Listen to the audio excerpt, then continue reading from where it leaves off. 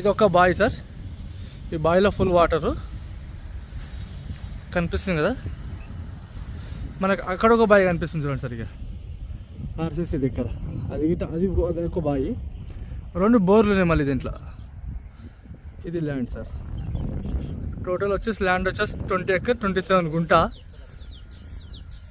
అదంతా పెద్ద road face, అది స్టేట్ హైవే. అది